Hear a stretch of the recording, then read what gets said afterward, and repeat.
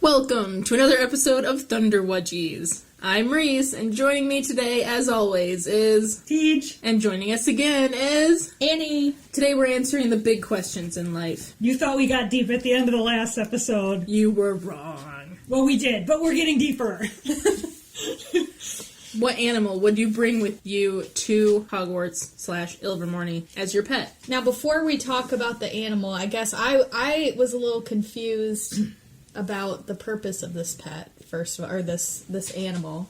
Because originally, it always just seemed so cool that Harry had Hedwig, because Hedwig could also send his mail. Mm-hmm. But, like, we were talking about having, what was it, Trevor the Toad? Trevor the Toad?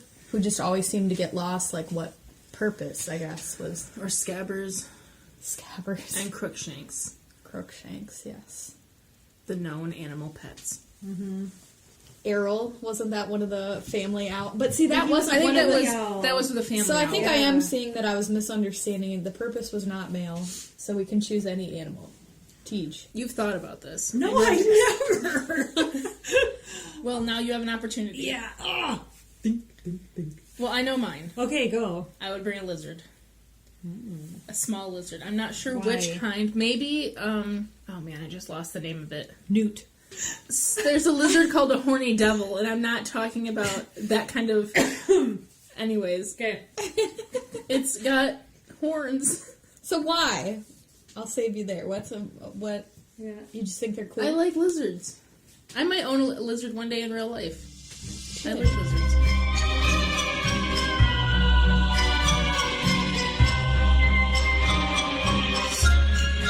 So back to the question. I mean, my first instinct is to say I'd bring a dog because I think a dog would just be good to have. Mm-hmm. But I don't. Are there rules about could you bring a Great Dane? Or do you need to bring one of those stupid purse dogs? That's not a dog. You must bring a chihuahua. The letter says you can bring a cat, an owl, or a toad. If I had to choose between those, no. We had a cat growing up, and I think I'd like having a cat around again. But the owl seems to be the most purposeful. You know? Mm-hmm. So, I don't know. And I would imagine, I don't know how long owls live, but I imagine they would live, birds seem to live longer, so you'd have it for a lot longer. Mm-hmm. I guess that can be a plus or a minus, but... I'd want it to last all 7 years, at least. Yeah. Good point. I don't think a toad would. Yeah, I don't know how long. I should know that, I guess, but... Does he have Trevor by the end of the book? Does Neville still have Trevor? That's a great question. Maybe it doesn't say. I mean, if it doesn't say, it doesn't mean he didn't. It could just be not relevant. Yeah. Trevor was there at the Battle of Hogwarts. Trevor was still there, getting lost, slipping through somebody's shirt or something to freak him out so they could zap him or whatever. Yeah, he was the real hero. That's probably true. You were talking about the unsung heroes of the Battle of Hogwarts. Why not? Who is the true hero of the Battle of Hogwarts? In some ways, I feel like, obviously, Neville. And then in other ways, Mrs. Weasley. Oh, that moment is so powerful. People, applauded in the theater when that happened. I still do that every time I watch it. Me too. See, I'm tempted to say Dumbledore's brother. I can't think of his first name right now. I want to say Aberforth. Aberforth. Is that it? You're right. Yes. Good job. I thought I was just making something up. Because if he wasn't running that tunnel and letting people through, there would have been no battle. There's also an argument to be made for Dumbledore himself because he set this whole thing in motion, right? Well, okay, you know what always was confusing to me was how did he know? I guess he knew that the whole disarming Malfoy, I don't know, there was some of that element that it's how did he really know that Harry was going to get Malfoy's wand? Unless, I feel like there had to have been a conversation with Dumbledore and Malfoy at one point. But I feel like Malfoy didn't really know. You know what I mean? Yeah. I think because I know Dumbledore disarmed Malfoy, and then Harry disarmed Malfoy. Malfoy disarmed. Yeah, that's what I meant. Yeah. He knew that Malfoy, but how did he know that Harry was going to disarm Malfoy? I'm sorry. Maybe we should start that over. Okay. My question is, if Dumbledore knew that he was... This is in the 6th book you're talking about. No. Well, yes. In the 6th book, Dumbledore was up in the tower and Malfoy disarmed him, and that was very intentional. But how did he know that Harry was then going to get the wand from Malfoy? Because Malfoy couldn't have known that. No, well, here, I think this is the thing. I think Dumbledore knows people and is a good judge of character, and that he talks about, he said something like his guesses being almost always right, or, and wanting to be proven wrong, but he's not often proven wrong, or something like that. And I think that it's like, does he actually know what's going to happen? He doesn't know, but I think that he can deduce pretty well. Like, because he knows all the players and he knows how they behave. Well, so it would be like, I can't think of the word. What's the concept of like, do you actually have free will, or does predestination? Yeah. Well, sorry, I guess Dumbledore was a weird pick on that, but he wasn't. No, actually but I mean, the Battle of Hogwarts, but he set that in motion, and if that hadn't happened, that's a fascinating point. I mean, I'm really digging that. Fascinating. Yes. This could explain a little of it, assuming that Dumbledore was baptized. He might have the charism of prophecy. And in the book, like a divination diviner? Yeah. Yeah, the charism of divination. Here's the thing. I actually think, so, who's the divination teacher? Trelawney. Who is the most ridiculous character and fake fraudster of all the witches and wizards? Gilderoy Lockhart. Well, okay. She got you nice. there. I thought that's where we were going with this. Trelawney. So, thank you. And who did the quote-unquote magic that would most resemble anything in our world? Trelawney. What do you mean by that? I mean the fact that you're going somewhere and I'm not following. Okay, I guess I just realized I'm kind of going two different places. So one is, I disagree with you saying Dumbledore was participating in divination, because when I think of divination in the book, I think of that BS nonsense that Trelawney was doing. Yes. And I don't think we're ever presented... I actually think with one, because she had a genuine prophecy that, remember that... Two. She did have... Two genuine prophecies. And Dumbledore says she has a history of having genuine prophecies. A history of two. But he said that she has had actual prophecies before. I think he's referring to that like one, two, but then it runs in her family. Yeah.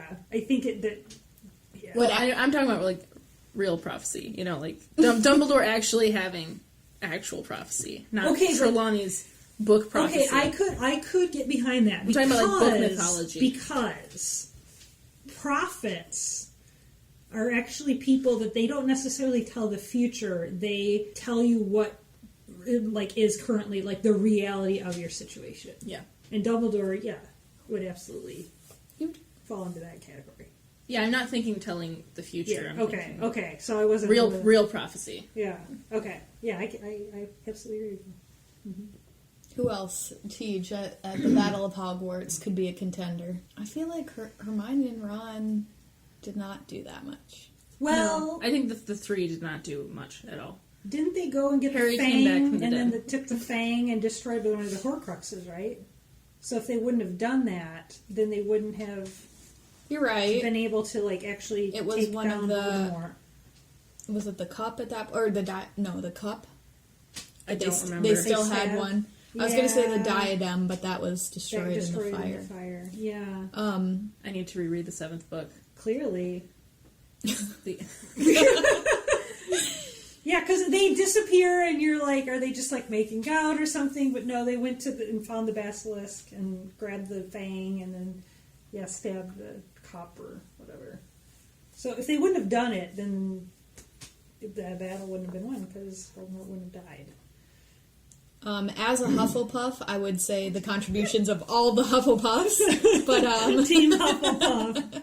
There was probably at least one Slytherin there, right, guys? No, I'm just kidding. I mean, on which side? I thought all the Slytherins left. Like for fighting, they all just left. Yeah, We should read the book in a long time. Did you see how accusatory I just got? I'm sorry. You left. You I was people. There. Yeah. Wow. Well, I kind of on a related note, it's just kind of the idea of magic and some people being opposed. When I got my first Harry Potter book, I was moving from Virginia to Michigan. I was in 3rd grade, and I remember, I started the book, then didn't like the first chapter with the Dursleys, and put it down, and then a couple years later went back to it. And for me, I feel like there's something so relatable about the story. I never thought about it as, like, magic being real. I mean, it would be cool to go to Hogwarts, it would be cool, but I never really thought about it in any of those bad ways. It was just kind of, I think everyone can take some of the traits of friendship and loyalty and bravery and intelligence and ambition and all those things, I think there are lessons that can be learned there and about good and evil that, I don't know, we were just talking about that before the podcast about, different churches or things talking about it not being good for kids to read, but I think there's a really good message in it as well. Yeah, I think I appreciate the concern. I think that it's disrespectful to like not at least try to understand where people are coming from. I would never try to like, if someone was like, I absolutely don't want to read that, I think it's bad, I wouldn't try to convince them to. If they, were open to kind of being interested in like why I think it's not bad. But and honestly, I would be interested to have like an intelligent discussion. Like if there is just truly a danger here that I'm not aware of, I would like to know. I don't want to get sucked in anything.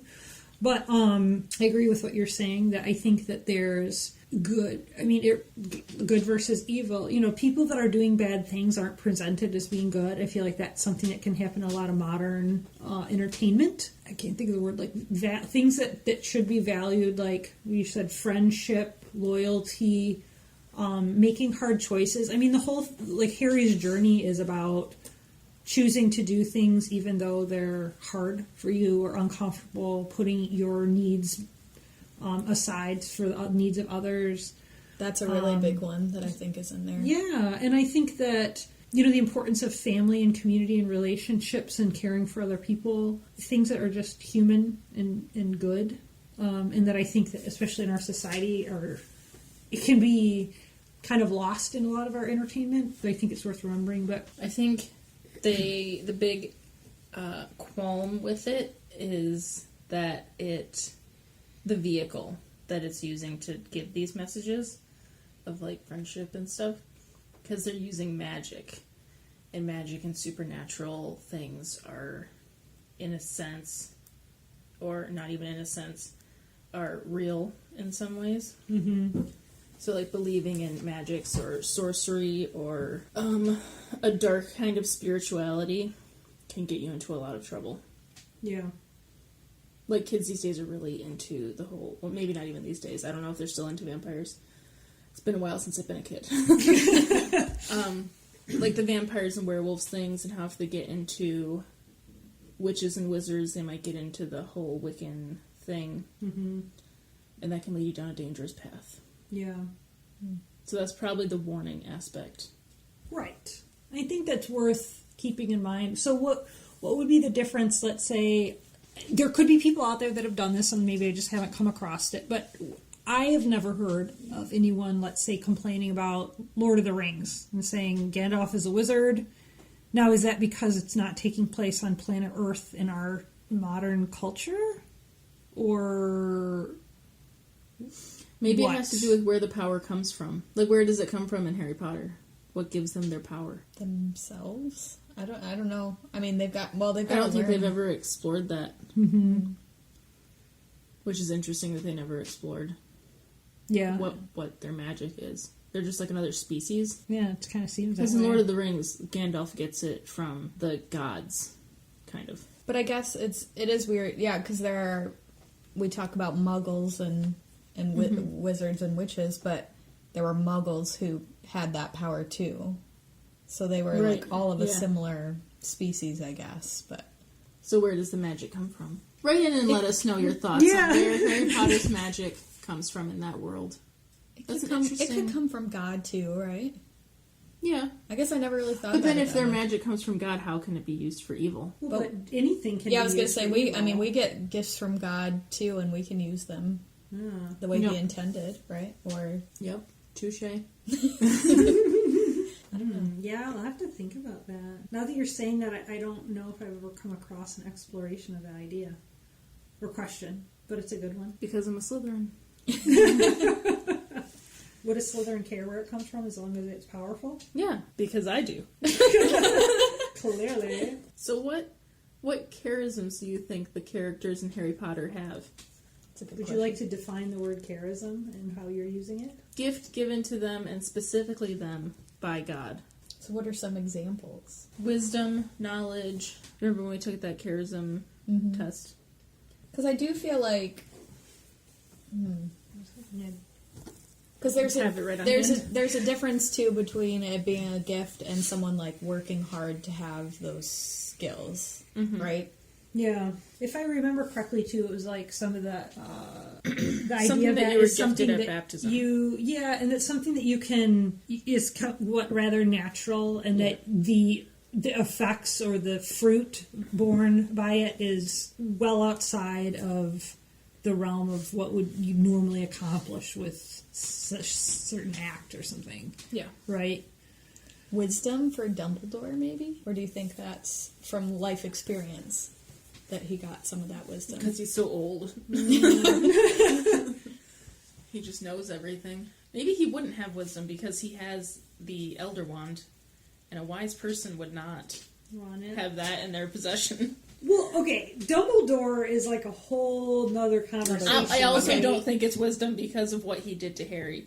I was gonna say Yeah. if he's like Wise this like person. puppet master. That's true. I mean, he was I everything. I feel like earlier in the books, You're I used inclined to to think think of it that. that it's wisdom, but yeah, maybe for the purpose that it's used. Why isn't Dumbledore a Slytherin? I don't know. Well, he was also brave, right? In different circumstances, maybe he got to choose also. Yeah, maybe he was on the fence. He's a Slytherin. I still feel really conflicted about Dumbledore, so I'm not even As sure. a character? Yeah. Air these grievances. They're not grievances, they're just like, spoiler alert. I mean, I'm sure anyone listening to this has probably read these books, but you never know. But, okay, so like what you're saying, right? So you view Dumbledore as we kind of start to go through the series. He's wise, he's kind, he's caring, he's gentle, he's, all these things. And then at the end, you see all this scheming and playing and manipulating and, like I said, puppet mastery and this kind of stuff. And it's like, so you're left to question. I mean, so like the whole idea of Grindelwald was like for the greater good. So then you have to go, so could you use that phrase, which was deemed as wrong, to justify what Dumbledore did? And it's really painful to think about. Like, is it okay? Was what he did okay? Because the ends, because it's like, I'm not an ends justify the means person. I absolutely disagree with that philosophy. But there also were some choices. I mean, I just want to point this out. I mean, I agree he's a difficult character, but Harry still made some choices too. Like, once he started to know about things, he could have walked away and he didn't have to necessarily, like, do what he did. I mean, I guess Voldemort would always come after him, but that wasn't Dumbledore's fault in the beginning. It was the prophecy. But Harry did kind of choose to continue to follow the path. He may have been manipulated, but I feel like there were opportunities along the way in the 7th book where, he saw some of that pain and he felt strengthened in his resolve to end it. But you could say he was groomed for that. So that... Wow. What? You're not wrong. Uh-huh. Your face. We've got really thoughtful faces here for our listeners, just to kind of fill you in. Gonna need some more wine for that. Well, do you remember in the first book, Harry says that he thinks Dumbledore let him go into and find the Sorcerer's Stone. Like, he already knew that was going to happen, and he let him and his friends go and find the Sorcerer's Stone in order to give him a chance to face Voldemort himself. So he had never actually left for London, like everybody said he did when they went down to find the Sorcerer's Stone. But Dumbledore was there and just let them go to see what would happen. And Harry thinks, like, that's what he did. I don't remember that. I guess when I read the first book, it's just to, like, get to the next one and the next one, and so I... No, you should totally reread the first book, because rereading it again is, like... Where in that does he... At the end? He At said? the very end, after... When they have their usual wrap-up conversation? Or... Well, Dumbledore has already visited Harry in the hospital, and then Harry's talking to Hermione and Ron. And he says that he thinks that's what Dumbledore gave him a chance to face Voldemort. So it's not confirmed. I mean, that's what Harry Harry thinks a lot of things. But why would J.K. Rowling have said that? It's interesting. So would he have intervened if Harry had died? Been close to death? Like, maybe he was watching. This puts him in a whole creepy life. I don't know. That's what I'm saying. I don't know how I feel about him now either. Thanks for bringing this up. You didn't have these questions before? I just ignored it. Oh my. See, I can't ignore things like this. But I mean, he also grew up, not grew up, I guess he was older at this time, but in a world where he had seen Voldemort his whole life, right? I mean, Harry lived with the after effects of Voldemort killing his parents. But, I mean, Dumbledore had felt, okay, this somehow that, you know, he had seen a lot of people lost to Voldemort, we need to do something. And so he kind of grew up maybe in this more war mentality, like we need to just figure out what that is. But he'd also grown up with Grindelwald, and, like, he was the other dark But I mean, wizard. he constantly struggled against it, and I think he did care for Harry. I mean, that, because otherwise it wouldn't have been so hard. Do you really think he didn't care for Harry at all? You can No, I care think for he people, cared. but it can be unhealthy. Well, Like, I'm not saying it's Dumbledore- healthy necessarily. I'm saying there might be a reason of Yeah. why he was that way. Like, Dumbledore actually did grow up, like, as a young man and a kid with Grindelwald. And then Grindelwald became a dark wizard, and Dumbledore had to face him as, like, his nemesis. Mm-hmm. And then Voldemort comes along, and there's this prophecy, and then Harry is kind of chosen as the chosen one. And he might have been like, well, this is your nemesis, and I'm going to help you do everything you can. Because And, in some like, ways, to help Voldemort marked Harry. Like, if Dumbledore had been there or not, he would have gone after Harry. I felt don't know. like when I read it, he just had to make a choice. Yeah, he did. He chose between Harry or Neville. Neville. But I'm saying he himself marked Harry, not Dumbledore. Right. But, like, once that had happened, and that is what made Harry the chosen one, because that was Voldemort's choice. Right. Dumbledore was probably thinking, I had to face my nemesis, now as somebody who's experienced this, you are going to have to face yours. Right, like in some ways, like if Dumbledore hadn't helped Harry at all, I mean... Harry would have been doomed to failure. But I also wonder, too, how much of it is, like, Dumbledore feeling guilty. Maybe not guilty, but, like, No. he's been put in this position where he can help No, Harry. I think he feels guilty, because first of all... Guilty of what? Okay, a couple things. Okay. First thing would be, he was a teacher at the school. You know, he was the one that went and grabbed Tom from the orphanage, brought him there, was trying to keep an eye on him. I think probably felt guilty about whether it's valid guilt or not. I'm not going to say. But, you know, that he became Lord Voldemort while he was, like, still at school. And that, you know, he wasn't the headmaster, and maybe, no, he didn't have the authority to clamp down on him or whatever. But he kind of knew what was going on or whatever, right? And then the other thing is, right, the whole idea of he had Harry's dad's cloak. Why? Because he was messing around with, like, the Deathly Hallows and all this kind of stuff. And just kind of that, like, he was involved in kind of all that. But Slughorn also felt guilty about Voldemort. Slughorn is such a weird character. Yes. I've But that's never... that's another podcast.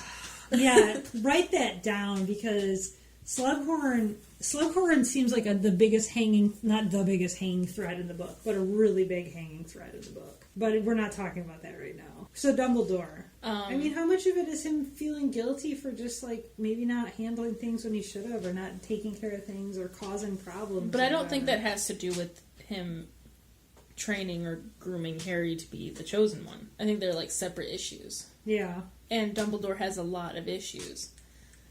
Not to mention his sister and his brother. And Right. Mom.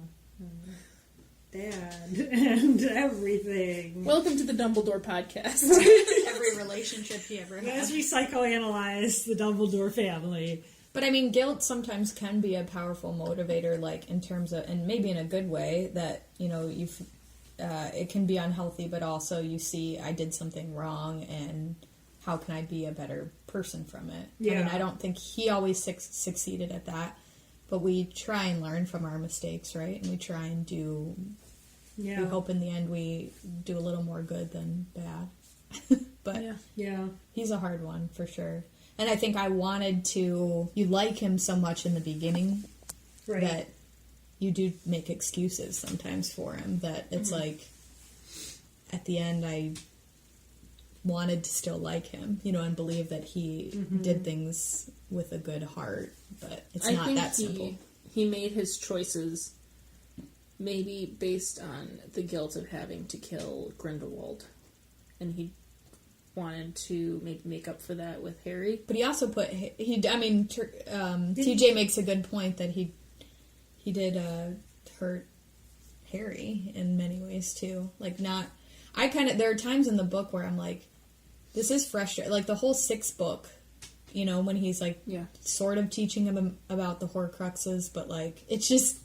Like, there's so much more information that he could have given Harry, and he didn't. And I know maybe some of that is Harry's own growth, and maybe he felt like Harry needed... The end of every book, he gives him, like, half information. But in the end, maybe he felt a little bit like, I'm going to feel guilty again unless Harry chooses this, like I was talking about before. Like, I need to, you know, not totally push him in this way. Like, I need to give him just enough where he learns about it and he decides whether or not he wants it. I don't know. Teej is not convinced right now. Her face. I'm just thinking. I haven't thought about this stuff in a long time. I think Dumbledore is trying to make up for past mistakes with Harry.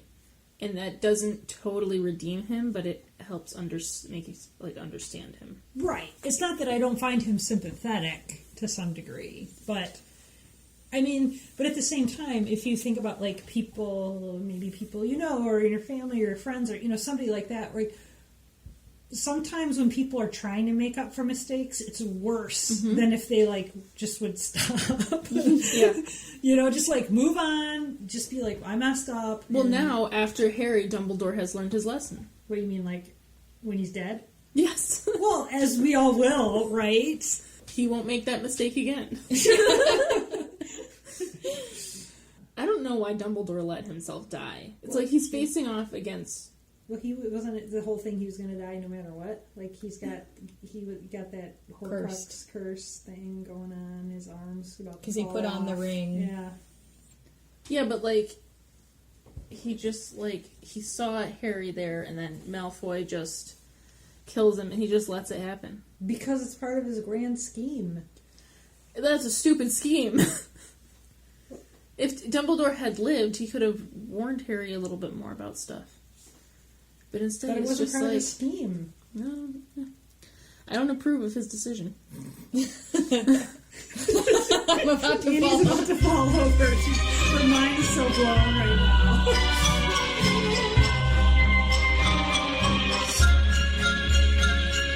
Thunderwudgie is hosted by Reese, Annie, and Teej. We're at Thunderwudgie on Twitter, and you can send us an email via thunderwudgies@gmail.com. Thanks for listening.